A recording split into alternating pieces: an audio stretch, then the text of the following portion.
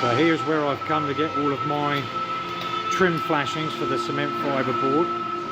It's a little bit rustic, but it's a good price. We'll see how they come out.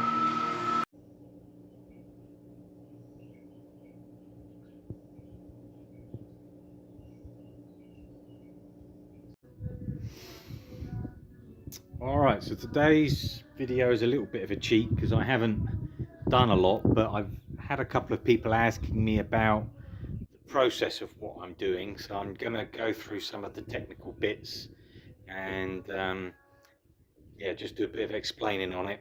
You can see I've got my metal studs in, and these are some custom bends that I'm going to explain in a minute.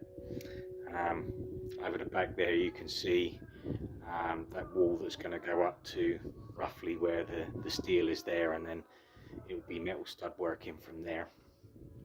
Anyway, so how does this system work? Well, I'm not going to explain the metal stud with the verticals and the C channels at the bottom. There's a million videos on that, but what I'm doing is a little bit different, especially for this country. So I've got some custom pieces put in. So if I come around here, I don't know how well that's coming out. So I've got to kind of start at the bottom and work my way up with these trims. It's basically a system of guiding the water away from the house and basically covering any joins I have in the cement boards, so that it gives more durability to the material and a slightly nicer finish to it. So I can't quite get the angle on this, so I'm going to come over here. Right, so up against the metal stud over there is this piece.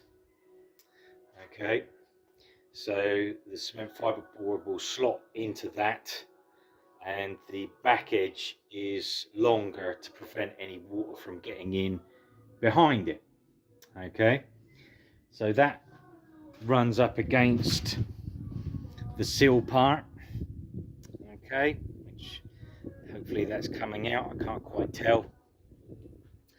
And anywhere where there's an end and there's not another join, then I will have one of those corner pieces.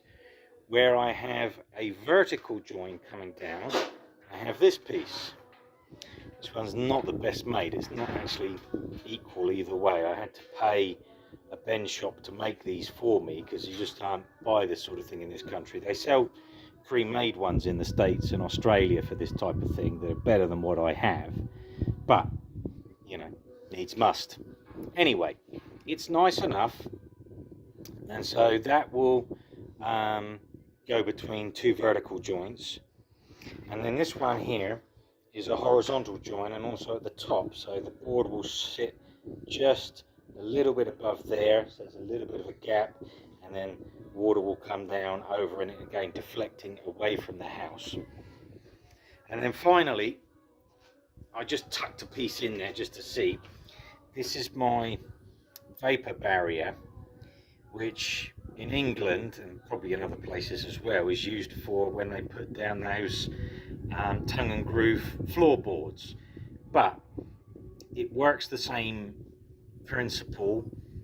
It's waterproof and it's slightly breathable, and so this will be tucked in and going over, and then the cement board on top.